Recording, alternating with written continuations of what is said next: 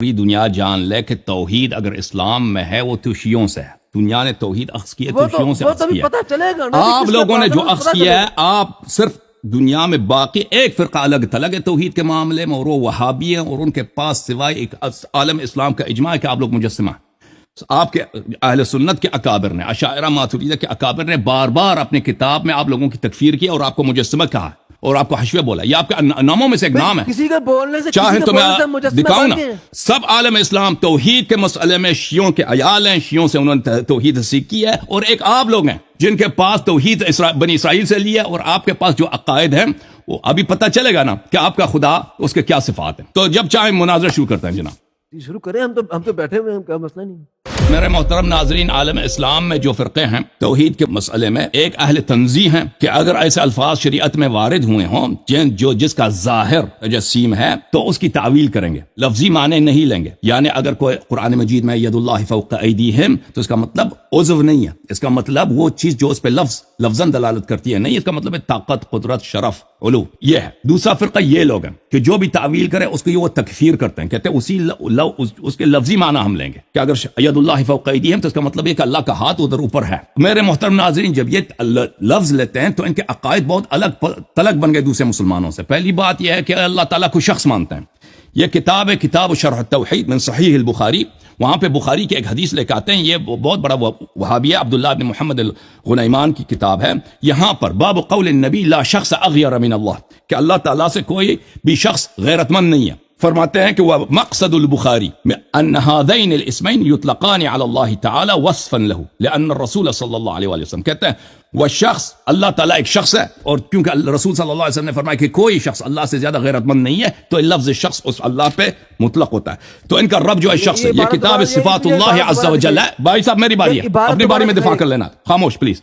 صفات اللہ تعلیف علوی ابن عبد القادر السقاف, چاپ درر السنیہ, یہاں پہ ملاحظہ کریں الشخص, صفحہ نمبر 210 میں کہتے ہیں یجوز اطلاق لفظة الشخص على الله عز وجل وقد وردت هذه اللفظة في صحیح السنة. کہتے ہیں کہ جائز ہے کہ ہم اللہ کو شخص کہہ دیں, ان کا رب شخص ہے, ٹھیک ہے نا. اب کیسا شخص ہے وہ ابھی آ جائے گا بھائی, ٹھیک ہے نا. اچھا, یہ صحیح سنت میں ان کے پاس موجود ہے. اس کے بعد میرے محترم ناظرین, ان کے رب شخص ہیں, ان کے رب کے کیا صفات ہیں. ایک صفت ہے کہ اللہ ان کا رب ہنستا ہے, اور اس طرح زور سے ہنستا ہے کہ اس کی دانتیں اور اس کا حلق تک نظر آ جاتا ہے. یہ کتاب النبوات لابن تیمیہ, جزء اول, چاپ اضواء السلف. واما الضحك فكثير في الاحاديث, ضحك کا جو لفظ ہے حدیث میں بہت زیادہ آیا ہے. ولفظ البشبشة جاء ايضا, اور بشبشہ کہ اللہ خوش ہو جاتا ہے, یہ بھی احادیث میں موجود. یہ شخص ہے جو کبھی کبھی خوش بھی ہو جاتا ہے. لمعۃ الاعتقاد, شرح محمد بن صالح السلیمین کی کتاب, ابن قدامہ المقدسی پہ اس نے شرح لکھی ہے. یہاں پر صفت الثانیہ عشر, اللہ تعالیٰ کے 12واں صفت جو ہے الضحك ہے, من صفات اللہ الثابتة له بالسنة واجماع السلف. اللہ تعالیٰ کی صفت ہے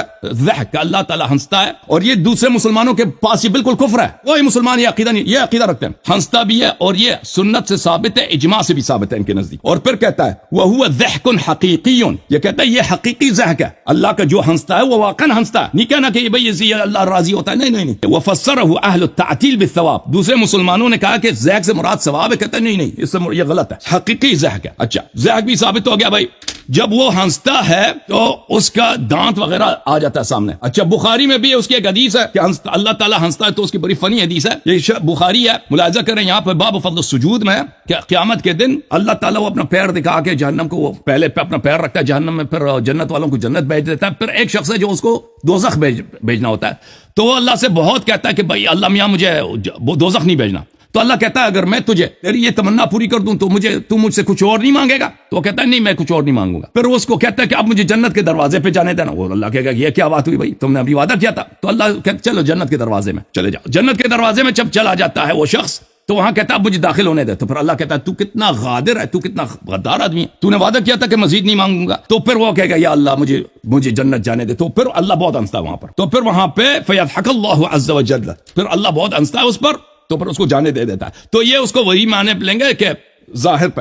تو اس کے علاوہ اور بھی بہت سارے ان کے پاس ہیں صفات. محترم ناظرین, یہ انسان کا ملاحظہ کریں, انسان کا حلق ہے, انسان کا منہ ہے. یہ جو دانت ہے نا, یہ جبڑے والے دانت, اس کو اذراس کہتے ہیں.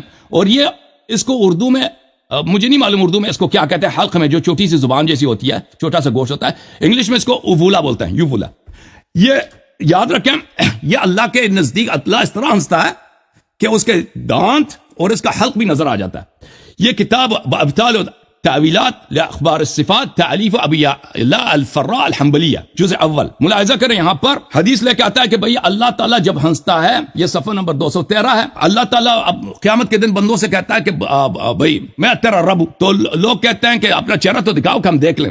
تو اللہ ظاہر ہو جاتا ہے، یضحک حتی تبدو لہواتہ، اتنا ہنستا ہے کہ اس اللہ کے ایک نہیں کئی لہوات ہیں، اس کے حلق میں ایک سے زیادہ وہ یوولا جو ہے نا اس سے زیادہ ہے اس کے پاس، وہ کئی اس کے لہوات نظر آ جاتے ہیں. پھر دوسرا حدیث ہے یضحک اللہ ربکم حتی بدت لہواتہ واضراسہ، کہ یہ اللہ تعالیٰ کے جو ہیں حلق اور دانت سب نظر آ جاتا ہے. اچھا پھر وہ بہت ساری احادیث لے کے آتا ہے، اور ایک اور حدیث لے کے آتا ہے کہ جب اللہ تعالیٰ ہنستا ہے اہتز لہ العرش، اور جب وہ ہنستا ہے تو عرش بھی جو ہے گڑگڑانے لگتا ہے. ٹھیک ہے نا بھائی؟ تو اس حدیث کے متعلق پھر وہ نقل کرتے ہیں کہ افلیس العلماء تلقته بالقبول قال بلا. میں نے احمد بن حنبل سے پوچھا کہ یہ حدیث مقبول ہے، اس نے کہا جی آپ بالکل مقبول ہے. لوگ مذاق اڑاتے ہیں لیکن یہ حدیث صحیح ہے. اچھا اس کے علاوہ مزید اس کے بعد نقل کرنے کے بعد ان احادیث کو جو حلق اور دانت والے احادیث ہیں نا کہ ہنسنے والے احادیث، قد نص على صحة هذه الاحاديث والاخذ بظاهرها والانكار على من فسرها. احمد ابن حنبل نے فتویٰ دیا کہ احادیث صحیح ہیں اور ان کے ظاہری معنوں میں ہم لیں گے کہ بھئی جب ہنستا ہے تو دانت نظر آ جاتے ہیں، وہ پیچھے والے دانت نظر آتے ہیں، اور اس کا حلق میں جو وہ ہوتا ہے نا یوولا، اور اس کے پاس تو کئی یوولا ہیں اللہ میاں کے پاس، وہ سب نظر آ جاتے ہیں. اور اس کے مزید اس کے بھی دلائل تو میں اس پہ نہیں جاتا. ان کے پاس اللہ تعالیٰ دوڑتا بھی ہے، اور کبھی آرام سے دوڑتا ہے کبھی زور سے دوڑتا ہے. بھائی یہ کتاب صحیح بخاری ہے، یہاں پہ ملاحظہ کریں حدیث نمبر ہے 7405. اس میں یہ ہے کہ اگر کوئی میرے طرف قریب ایک شبر قریب آتا ہے، ایک بالش قریب آتا ہے، تو میں اس کے پاس ایک ذرا جاتا ہوں. اور یہ سب دوسرے مسلمان اس کو معنی میں لیتے ہیں کہ یہ اس کا معنی یہ ہے کہ اللہ تعالیٰ اس کو زیادہ ثواب دے دیتا ہے. ٹھیک ہے نا؟ لیکن یہ اس کو لفظی معنوں میں لیتے ہیں. اور اگر کوئی شخص میرے پاس آتا ہے یمشی اپنے پیروں کے ساتھ، اتیت ہرولتن، میں اس کے پاس آرام سے، ہرولہ بولتے ہیں آرام سے بھاگنے کو، میں آرام سے بھاگ کے آ جاتا ہوں اس کے پاس. تو ان کا رب جو ہے، اور لازمی بات ہے کہ ہر وقت ایک شخص کوئی نیک کام کر رہا ہوتا ہے، تو مجھے پتہ نہیں کہ ان کا یہ اپنے جواب دے دیں کہ ان کا شخص مختلف ڈائریکشنز میں وقت بھاگتا کیسے ہے. اور شیخ صاحب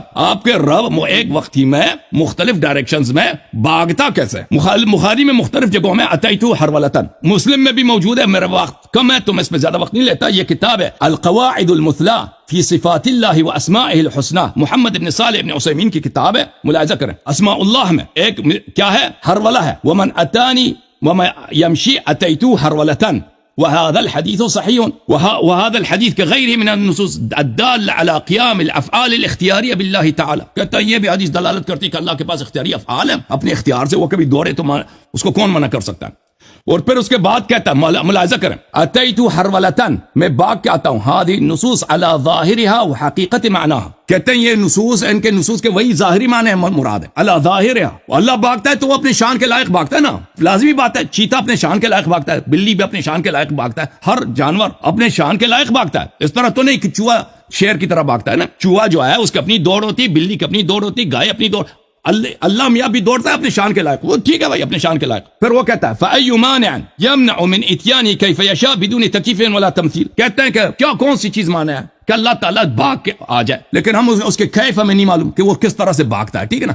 ٹھیک ہے ہم نے دیکھا نہیں ہے کہ اس کا اسٹائل بھاگنے کا کیا، لیکن وہ بھاگتا تو ہے نا. یہ کتاب ہے شرح العقیدۃ الواسطیہ لابن تیمیہ. اچھا ابن تیمیہ کے شرح میں یہ صفحہ نمبر 111 ہے. یہ اسی ہرولہ کے بعد کہتے ہیں هو سبحانہ یجی ویاتی وینزل، اللہ تعالیٰ آتا ہے نیچے جاتا ہے اور کبھی عرش کے اوپر ہوتا ہے. فہذه كله افعاله سبحانہ علی الحقیقہ حل الحقیقہ ودعوى المجاز تعطیل له عن فعله. کہتے ہیں ان سب کا ظاہری معنی وہی ہے جو لفظ اس پہ دلالت کرتی ہے بھاگنے کا، دوڑنے کا. اور اس میں اگر کوئی کہہ دے مجاز ہے تو یہ اللہ یہ کفر ہے، کیونکہ یہ تعطیل اور تعطیل کفر ہے. اگر کوئی یہ مجازی معنی ہے تو یہ کفر ہے. اچھا اللہ آپ کا بھلا کرے. کتاب ہے شرح السنہ للبربہاری، چاپ مکتبۃ الغرباء الاثریہ ہے. یہاں پہ ملاحظہ کریں میرے محترم ناظرین. وَكُلَّمَا سَمِعْتَ مِنَ الْآثَارِ، کہتے ہیں ہمارے پاس جتنی اسرائیلیات کی حدیث ہیں کہ آپ کے عقل کے خلاف ہے، مما لم يبلغه عقلك، ان آپ کے عقل کے خلاف ہیں کہ اللہ تعالیٰ کی 2 انگلیاں، اللہ تعالیٰ اپنے 2 انگلیوں میں لوگوں کے سارے دل اس کے انگلی میں واقعا انگلی ہے، لوگوں کے دل اس کے انگلی میں، انگوٹھے کے درمیان. اس میں بعض میں خنصر ہے، بعض میں ابہام ہے، اس کے یہ بھی عدد بھی نہیں معلوم کہ اس کے 10 انگلیاں، پتہ نہیں کتنے انگلیاں. ٹھیک ہے نا, انگلی ہے لیکن اس کا. اچھا, اس کے دو انگلیوں کے درمیان جو ہے کیا ہے, پورے لوگوں کے دل ہے. اور اللہ تعالیٰ آسمان سے نیچے آتا ہے, یوم عرفہ بھی آ جاتا ہے, یوم روز قیامت بھی آ جاتا ہے, اور جہنم میں اپنا پیر ڈال دیتا ہے. میں بھی نہیں پڑتا کیونکہ ٹائم کم ہے, لیکن یہ سب جو اور ہرولہ کرتا ہے, دوڑ کے آ جاتا ہے. اور اس کی صورت شکل جو ہے آدم علیہ السلام جیسی ہے, اور رسول صلی اللہ علیہ وسلم نے اس کو دیکھا بھی ہے. اور جس طرح کے احادیث آپ جو دیکھیں تو اس کی تسلیم کریں, تصدیق کریں اور تفویض کریں, اور اس کے معنی کو آپ تفسیر نہ کریں. فمن فسر شيئا من هذا بهواه او رده فهو جهمي.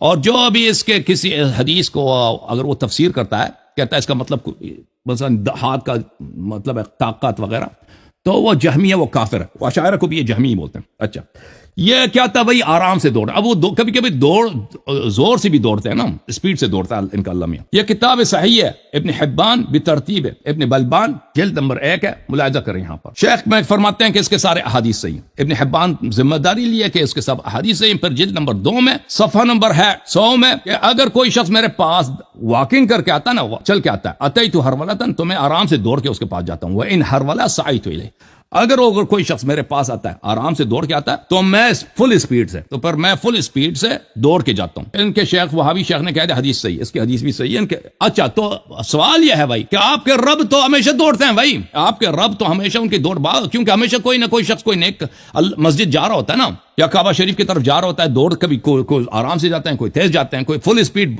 گاڑی پہ جاتے ہیں. تو آپ کا رب تو ہر اسپیڈ بہرحال ایک وقت میں ان کیسے ہوتا ہے یہ ہم سمجھا دیں ذرا. پھر ان کے اللہ میاں تک بھی جاتے ہیں, کیونکہ وہ ایکسرسائز ہوتی ہے تو لازمی بات ہے, تک بھی جاتے ہیں. وہ ہے صفت ملل, اللہ تعالیٰ تک جاتے ہیں. یہ کتاب مجموعۃ الفتاوی لمحمد ابن صالح العثیمین, چاپ دار الوطن للنشر. حدیث میں ہے کہ اللہ تعالیٰ نہیں تکتا جب تک آپ تک نہ جائیں. ان کے حدیث میں ہے, وہ ہماری حدیث میں تو نہیں. اچھا, هذا الحديث يدل على ان لله مللا, یہ حدیث دلالت کرتا ہے کہ اللہ تعالیٰ تک جاتا ہے. فإن ملل اللہ ليس كمثل مللنا بل هو ملل ليس فيه شيء من النقص. کہتے ہیں یہ اللہ تعالیٰ کی جو تکاوٹ ہے, یہ ہماری تکاوٹ کی طرح نہیں ہے. ہماری تکاوٹ میں نقصان ہے, اس کی تکاوٹ میں کوئی نقصان نہیں ہے. وہ تک جاتا ہے لیکن وہ پھر بھی اس کا کوئی نقصان نہیں ہوتا. ٹھیک ہے نا, ہاں, اس یہ انہوں نے کہا. پھر دوسرے سوال میں بھی یہ کہتا ہے کہ اللہ تعالیٰ تک جاتا ہے. یہ کتاب ہے کتاب لقاء الباب المفتوح لابن عثیمین, اس میں جلد نمبر ہے 21 صفحہ نمبر 154. اس میں بھی یہی ہے کہ اللہ تعالیٰ تک جاتے ہیں. ربنا عز وجل مللہ لیس کملل مللنا مللہ یختص به ولا نستطيع ان نکیفہ. اللہ تعالیٰ تک جاتا ہے, وہ ہماری تکاوٹ کی طرح نہیں ہے, لیکن وہ تک جاتا ہے. تکاوٹ, اہم بات یہ ہے کہ اس تکاوٹ کا اور معنی نہیں, تکاوٹ کے معنی تکاوٹ, لیکن وہ کس طرح تکتا ہے ہمیں پتہ نہیں, اس کا کیف اس کا نہیں معلوم, لیکن تکتا ہے. مزید ان کے اللہ کے ہاتھ, بہت سارے ہاتھ ہیں, اگرچہ یہ اپنی کتابوں میں کہتے ہیں اس کے صرف 2 ہاتھ ہیں, لیکن یہ قرآن کی مخالفت کرتے ہیں. اگر یہ صرف لفظ پہ جاتے ہیں تو ان کے رب کے بہت سارے ہاتھ ہیں. ملاحظہ کریں, یہ کتاب قرآن مجید ہے, اس میں ید اللہ فوق ایدیہم, اللہ کا ایک ہاتھ ثابت ہو گیا بھائی. سورہ فتح میں, سورہ مائدہ میں بل یداہ مبسوطتان, اللہ کے 2 ہاتھ کھلے ہوئے ہیں. اللہ کے 2 ہاتھ کھلے ہوئے ہیں, یہ نہیں کہتا اس کے اکثر ہاتھ نہیں, 2 ہاتھ کھلے ہوئے ہیں. پھر سورہ مبارکہ یاسین میں ہے اولم یروا انا خلقنا لهم مما عملت ایدینا انعاما فهم لها مالکون. کیا وہ نہیں دیکھتے کہ ہم نے اپنے کئی ہاتھوں سے, ایدی جو ہے جمع تکسیر ہے, اور جمع تکسیر میں جمع کثرت ہے, جمع قلت نہیں ہے. یہ 10 سے زیادہ پہ دلالت کرتا ہے کہ ان کے رب کے جو 2 ہاتھ ہیں وہ کھلے ہوئے ہیں, اور لیکن تعداد اس کے ہاتھ کے 10 سے زیادہ ہے.